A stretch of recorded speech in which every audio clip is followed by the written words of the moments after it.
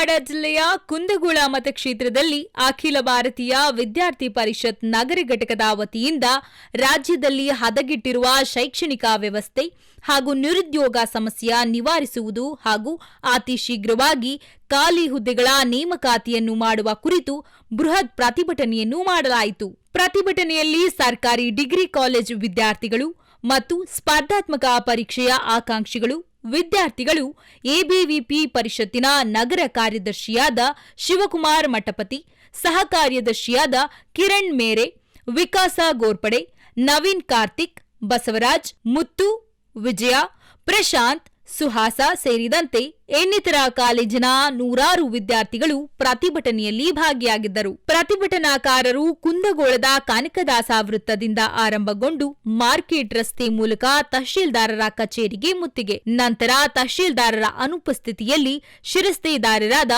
ಮಹೇಶ್ ಶಾನಬಾಳ ಹಾಗೂ ರೇಣುಕಾ ದಾನಣ್ಣವರ ಅವರಿಗೆ ಮನವಿ ಸಲ್ಲಿಸಿ ಜಿಲ್ಲಾಧಿಕಾರಿಗಳ ಮುಖಾಂತರ ಸರ್ಕಾರಕ್ಕೆ ರವಾನಿಸುವ ಭರವಸೆಯನ್ನು ನೀಡಿದರು. ನಾಡಿನ ಹೊಸ ಸುದ್ದಿಗಳಿಗಾಗಿ ಗುಪ್ತಾ ನ್ಯೂಸ್ ಚಾನೆಲ್ ಸಂಪರ್ಕಿಸಿ, ಸಬ್ಸ್ಕ್ರೈಬ್ ಆಗಿ, ಪ್ರೋತ್ಸಾಹಿಸಿ, ಬೆಂಬಲಿಸಿ.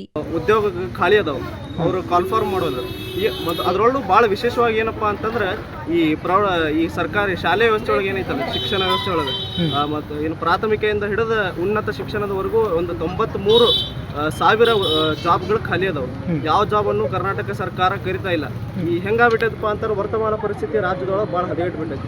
ಮೇನ್ ಉದ್ದೇಶ ಏನಪ್ಪಾ ಅಂತಂದ್ರೆ ರಾಜ್ಯ ಸರ್ಕಾರ ಓಲೈಕೆ ರಾಜಕಾರಣವನ್ನು ಮಾಡ್ತೈತಿ. ಏನ್ ಹೇಳ್ಬೇಕಪ್ಪ ಅಂತಂದ್ರೆ ನಮ್ಮ ಉತ್ತರ ಕರ್ನಾಟಕದ ಭಾಷೆದೊಳಗೆ ಈ ಮೂರು ಬಿಟ್ಟವ್ರು ಊರಿಗೆ ದೊಡ್ಡವ್ರು ಅಂತ, ಆ ರೀತಿ ಒಳಗೆ ರಾಜ್ಯ ಸರ್ಕಾರ ಮೂರು ಬಿಟ್ಟ ರೀತಿ ಒಳಗೆ ವರ್ತನೆಯನ್ನು ಮಾಡ್ತಾ ಐತಿ. ವಿದ್ಯಾರ್ಥಿ ಪರಿಷತ್ ಆಗಿರ್ಲಿ ಮತ್ತು ಈ ಸ್ಪರ್ಧಾತ್ಮಕ ಪರೀಕ್ಷೆಗೆ ಓದ್ತಕ್ಕಂಥ ವಿದ್ಯಾರ್ಥಿಗಳು ನಿರಂತರವಾಗಿ ಪ್ರತಿಭಟನೆಯನ್ನು ಮಾಡ್ತಾ ಇದ್ದಾರೆ, ಅವರಿಗೆ ಮನವಿಯನ್ನು ಸಲ್ಲಿಸ್ತಾ ಇದ್ದಾರೆ. ಆದರೂ ರಾಜ್ಯ ಸರ್ಕಾರ ಅಷ್ಟಾಗಿ ತಲೆ ಕೆಡಿಸ್ಕೊತಾ ಇಲ್ಲ.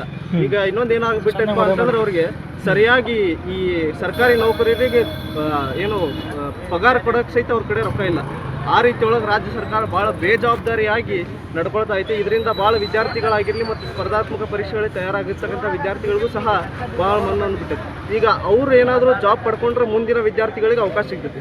ಯಾಕಪ್ಪ ಅಂತಂದ್ರೆ ಈಗ ಅವ್ರು ಜಾಬ್ ಪಡ್ಕೊಂಡು ಮುಂದೆ ಸೆಟ್ಲ್ ಆದ್ರೆ ಮತ್ತು ನಮ್ಮ ಈಗ ಡಿಗ್ರಿ ಕಲಿತಕ್ಕಂಥ ವಿದ್ಯಾರ್ಥಿಗಳಿಗೆ ಜಾಬ್ ಸಿಗ್ತಾವೆ.